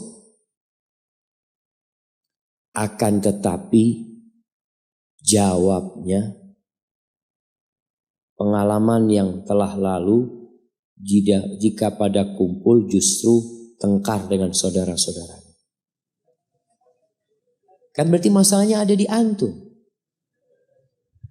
Kenapa harus berantem sama saudara-saudara? Masalah hati. Jadi pulang kampung bukan berarti tinggal satu rumah semua sama satu saudara. Karena memang kadang-kala di kampung itu jamaah kan satu rumah ada 3 keluarga, ada 4 keluarga ya. Sehingga ya gesekan itu lebih mudah. Maka jangan satu rumah. Kita contoh Rasul SAW. Nabi itu tidak satu rumah sama putrinya Fatimah. Gak satu rumah sama putrinya Zainab. Gak satu rumah sama putrinya Ummu Kalthum. Wala sama putrinya Ruqayyah. Jadi ana kemarin berangkat ke Bukit Tinggi. Ternyata adat di Sumbar itu, mungkin tidak semuanya ya. Itu kalau anak laki meninggal, anak laki itu hidup sama mertua. Jadi anak laki itu dibawa sama mertua. Sampai anak tanya ke apa beberapa yang di situ. Antum bisa nggak ngusir istri antum kalau marah? Ya nggak bisa Ustaz. Tinggal di rumah istri, gimana mau ngusir istri? Nggak ada, di sana nggak ada ngusir istri. Yang ada kalau suami marah, suami kabur karena rumahnya istri, rumahnya mertua, dia seperti itu. Itu tradisi yang ada di sana. Kok bisa ke sana jamaah? Apa pertanyaannya tadi? Mana jadi? Oh, astagfirullahaladzim, afwan. Dia yang kalau pulang kampung jadi berantem. Jadi berantem di sana, cekcok macam-macam. Maka berusahalah untuk rumah masing-masing. Yang berdekatan, bertetanggaan tapi masing-masing. Ana pernah dikasih nasihat sama abah ana sendiri Syafiq. Kalau Syafiq nanti nikah, usahakan gak satu rumah sama ibunya. Itu nasihat ayah anak. Kalau harus kumpul, tidak satu dapur. Karena kalau satu dapur itu kadangkala menantu itu salah terus. Motong bawang, bukan gini cara motong bawang. Allah, salah lah. Hanya motong bawang. Ya karena kumpul, dilihat gitu loh. Ini kan baru menikah, baru belajar. Dia baru belajar menjadi seorang istri. Mungkin baru pertama dia pegang bawang. Dia mungkin pegang bawang langsung dipotong tanpa dikulitin zaman. Langsung dipotong gitu kan. Mungkin baru belajar dia. Tapi kalau kumpul sama mertua kadang-kala ribut. Kalau ada ketidakcocokan seperti itu. Tapi kalau kita harus kumpul sama orang tua, antum harus cari istri yang siap menerima orang tua. Seperti itu. Jadi kalau bicara suruh balik ke kampung bareng-bareng, sana balik ke kampung. Tapi tidak satu rumah. Orang itu kalau satu rumah jemaah atau sering berjumpa, memang bosan ya. Maka ada sebuah wasiat, zur ghibban tazdad hubban. Kalian berziarahlah jarang-jarang akan semakin cinta. Tapi kalau sering ketemu lama-kelamaan bosan melihat. Seperti itu. Tapi kalau orang tua nggak pernah bosan melihat antum. Nggak pernah bosan melihat antum. Subhanallah jamaah. Ada cerita seorang anak yang dia sakit. Dia sakit di rumah sakit. Parah sakit. Ibunya datang besuk dia. Ketika ibunya datang, anaknya langsung berdiri dari tempat tidurnya. Dia berdiri, dia sehat seperti nggak sakit jamaah. Dia jumpain gimana Umi, gimana ini itu macam-macam sampai ibunya pulang akhirnya. Ibunya pulang dia pingsan. Betul. Ketika dia bangun, dia ngomong, engkau tadi kenapa kok bela-belain untuk berdiri, kata dia. Aku gak ingin ibu aku ngelihat aku sakit kemudian dia sedih. Aku ingin tunjukkan buat ibu kalau aku gak apa-apa. Subhanallah, dia gak ingin ibunya sedih ya, Ma. Allahu Akbar. Assalamualaikum Ustaz. Waalaikumsalam.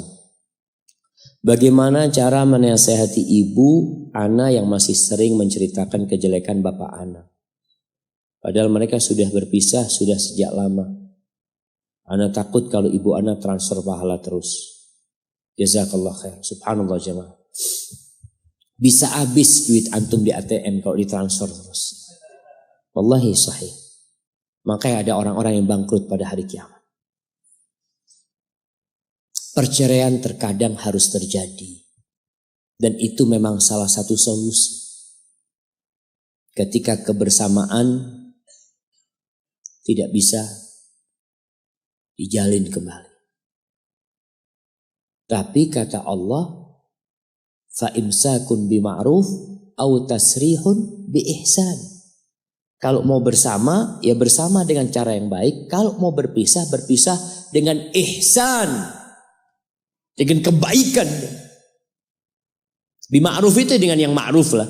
Tapi ihsannya sesuatu yang lebih dari yang ma'ruf. Kalau harus cerai-cerai dengan baik-baik. Dan Allah menyebutkan kalau harus terjadi perceraian. Apa kata Allah? Ya ayyuhan nabiyyu idza talaqtumun nisa fatalliquhunna li'iddatihinna. Kalau engkau harus menceraikan wanita, ceraikan sesuai dengan iddahnya. Ada aturannya bercerai dalam Islam. Ada arahan-arahan supaya dampak buruk perceraian ini. Cerai ini amalan yang paling disukain sama iblis loh. Supaya dampak buruknya bisa dikurangi. Bisa diperkecil. Allah mengatakan ketika berbincang tentang cerai, wala tansawul fadla bainakum. Kalau kalian harus bercerai, jangan melupakan kebaikan-kebaikan yang terjadi di antara kalian. Kadangkala 10 tahun menikah lalu bercerai. Itu suaminya gak ada baiknya. Yang suami juga seperti itu. Kalau bercerai itu bocor. Embernya bocor. Cerita semua aib suaminya atau suami istri. Akhirnya sang ibu ini menanamkan kebencian kepada anaknya. Disuntik nih agar anak durhaka sama ibu bapaknya. Kalau anak ikut sama bapaknya, sang bapak menjelek-jelekkan ibunya supaya anak durhaka sama ibunya. Ibumu itu pelacur, ibumu itu na'udzubillah. Jangan, ada kebaikan yang terjadi. Sama orang Islam biasa aja teman kita, saudara kita gak boleh membuka aibnya. Bagaimana dengan aib orang lain? Maka antum berusaha untuk menyampaikan kepada ibu antum. Ibu sudahlah yang sudah ibu. Mudah-mudahan bapak dapat ganti yang lebih baik, ibu dapat ganti yang lebih baik. Selesai sudah. Kemudian jamaah, kewajiban suami atau istri menyimpan rahasia rumahnya walaupun sudah terjadi perceraian itu tetap harus dijaga. Pernah ada seorang dari kalangan salaf, dari alim ulama mereka, dia mau menceraikan istrinya. Ada desas-desus omongan gak enak. Dia mau menceraikan istrinya. Datang sahibnya, kenapa ana dengar antum mau nyeraikan istri antum? Ada apa sama istri antum? Apa kata orang ini? Antum ada apa ngurus-ngurusin istri ana? Itu istri ana. Ada apa antum ngurusin istri ana? Gitu seorang lelaki jemaah. Ada apa antum ceraikan? Ibu, ada apa antum ceritakan keburukan ibu anak-anak antum? Teman tidur antum selama ini, yang antum meminang dia dan menikahinya. Selesai. Akhirnya betul diceraikan jemaah. Setelah bercerai berapa bulan, menikah lagi istri. Dan dia menikah lagi. Sohibnya itu datang. Oh, sekarang nih dia sudah bukan istri kamu lagi. Kenapa kamu ceraikan dulu? Kata dia, istrinya orang. Ada apa nih cerita tentang istrinya orang? Kata dia. Subhanallah, ini orang gak paham jemaah. Kepingin tahu dengan keburukan orang. Kita disuruh menutupin. Kita ceritakan keburukan. Maka tolong antum jangan, antum nasihatin ibu, nggak apa-apa kadang-kala, tapi dengan akhlak ibu, janganlah ibu. Kalau nggak bisa dengan lisan, antum dengan tulisan. Ceritakan tentang orang yang bangkrut. Yang kalau katakan ke ibu, kalau ibu benci sama bapak, jangan kirim pahala sama bapak. Benci sudah sama bapak, simpan kebencian itu. Kalau ibu benci sama bapak, kemudian kirim pahala, ini nggak matching ya Pak. Orang benci tapi ngasih hadiah. Dikasih hadiah terus. Ibu sholat malam subuh dikasihkan ke bapaknya. Bapaknya tidur-tiduran padahal di rumahnya. Cuma pahala sholat malam dikasihkan sama dia. Maka kita harus berpikir cerdas ya maaf. Tadi berpikir dengan agama kita, dengan Al-Quran dan Sunnah. Jika orang tua pada kakek dan nenek kita berbakti kepadanya, namun kita justru durhaka padanya, maka apa yang menjadi penyebabnya? Jamaah, yang menjadi penyebab dosa, penyebab musibah itu dua. Musibah menimpa kita itu karena satu dari dua hal. Yang pertama karena dosa, yang kedua untuk mengangkat derajat. Yang pertama karena dosa, yang kedua untuk mengangkat derajat. Kalau karena dosa, Allah ingin membersihkan dia dari dosa-dosa dia. Tapi ada orang yang kena musibah bukan karena dosa, tapi Allah ingin mengangkat derajat mereka. Para nabi, apa kata Nabi kita Muhammad sallallahu alaihi wasallam? Asyaddun nasi bala'an al-anbiya. Orang yang paling berat balaknya itu para nabi, bukan orang-orang biasa kayak kita.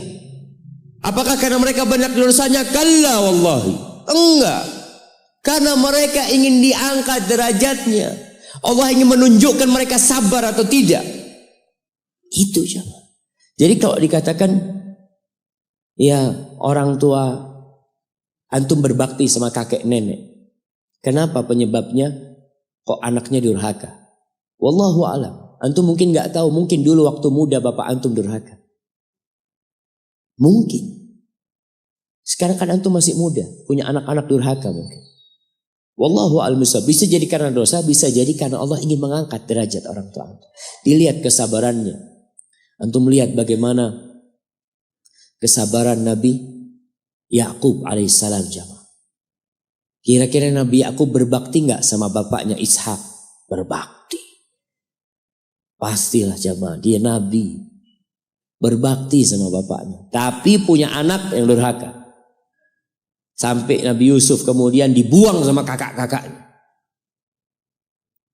Apa penyebabnya? Ingin diangkat derajat. Maka antum husnudzon sama Allah. Dan kita ini kalau sama orang lain harus husnudzon. Kalau ngelihat orang lain sakit ya, orang lain hidupnya susah, aduh koyo ya ketu sone, astagfirullahaladzim. Jangan antum. Antum harus husnudzon sama orang itu. Apalagi kelihatan orangnya baik. Tapi kalau antum melihat diri antum dapat musibah, dapat kesulitan, Kayaknya mau diangkat derajatnya. Nah, Masya Allah. Astagfirullah. Sama orang lain suudzon, sama diri sendiri husnul. Seharusnya antum suudzon sama diri sendiri. Jamaah, kayaknya ini yang terakhir jamaah. Terakhir ya. Terus capek Ustaz.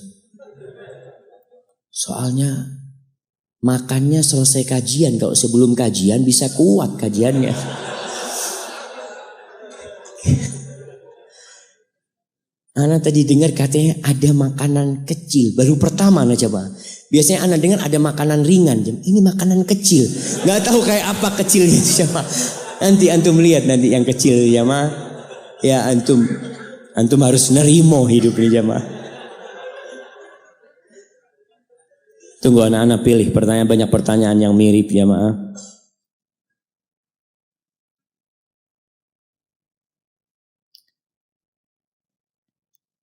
Naam. Assalamualaikum warahmatullahi wabarakatuh. Waalaikumsalam warahmatullahi wabarakatuh. Barakallahu fiik Ustaz. Wa fiik wa barak Ustaz. Afwan, saya mau bertanya Ustaz. Saya punya 4 orang tua. 2 orang tua kandung ana sendiri dan 2 lagi orang tua yang mengasuh ana sampai dewasa sejak ana kecil. Bagaimana cara bertobat dari dosa kepada orang tua ana yang mengasuh ana sejak kecil sampai dewasa? Tapi beliau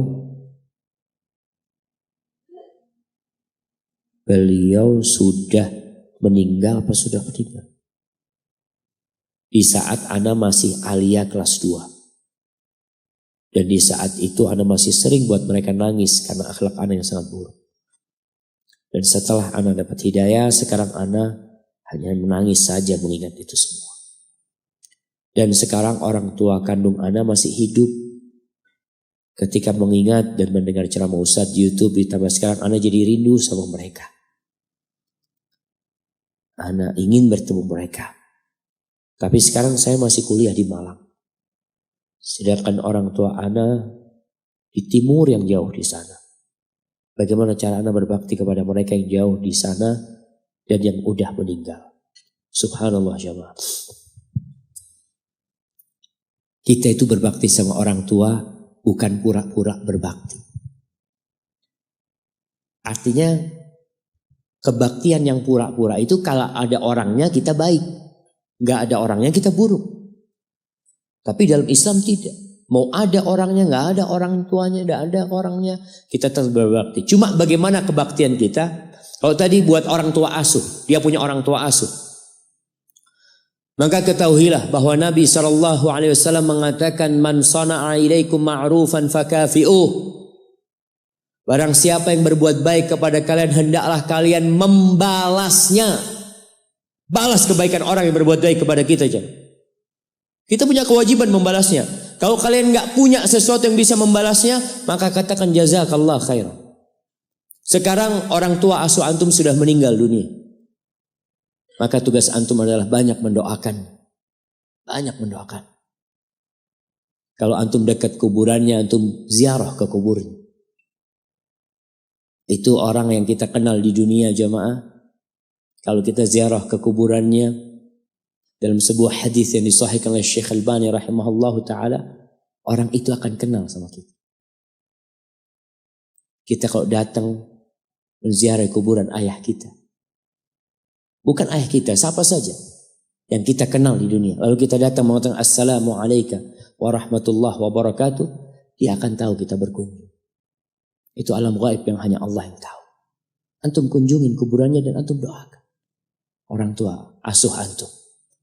Dan terus antum menjalin hubungan baik dengan orang-orang yang dicintain sama orang tua asuh antum. Supaya mereka mengenal kebaikan orang tua antum dan mendoakannya juga. Antum punya sedikit kelebihan rizki, antum mau bersedekah buat orang tua asuh antum, buat siapapun boleh kita coba. Buat orang yang meninggal dunia. Karena Sa'ad bin Ubadah kalau nggak salah pernah bertanya kepada Nabi SAW, ya Rasulullah, inna ummin falatat walam tuzi. Ibuku mati belum sempat berwasiat.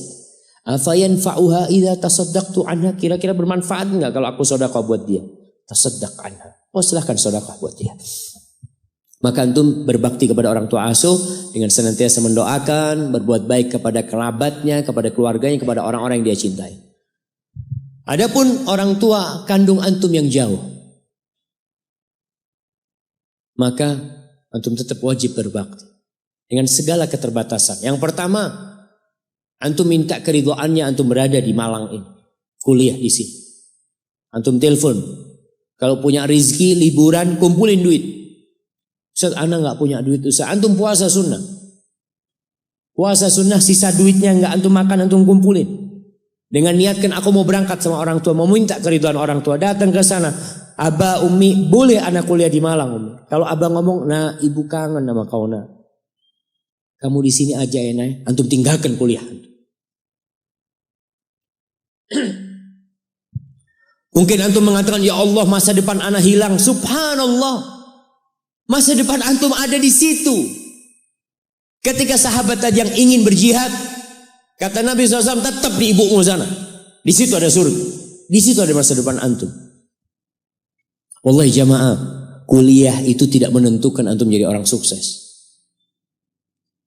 Ana tadi malam bertemu dengan orang, Masya Allah, yang rumahnya itu nggak tahu 1 hektar mungkin. Ana lihat, ya Allah rumahnya kayak gini. Dia tokoh Muhammadiyah, Masya Allah. Yang dia punya wakaf buat Muhammadiyah. Anaknya cerita, Allah Ustaz, Abah itu Ustaz, banyak sekali. Sudah meninggal dunia.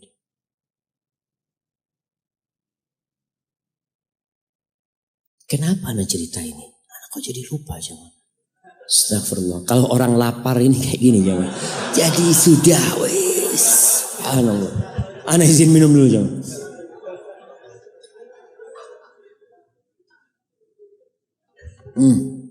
Alhamdulillah.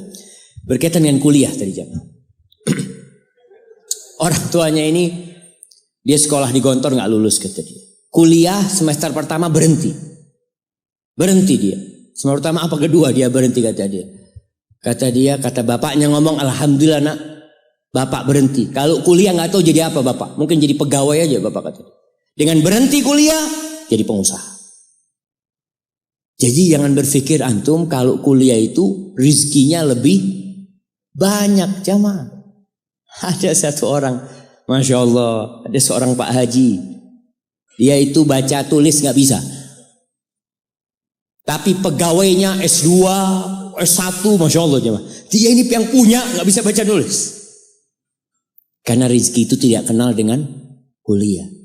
Antum pikir profesor ahli ekonomi itu rezekinya lebih banyak daripada yang lulusan SD? Nggak ada.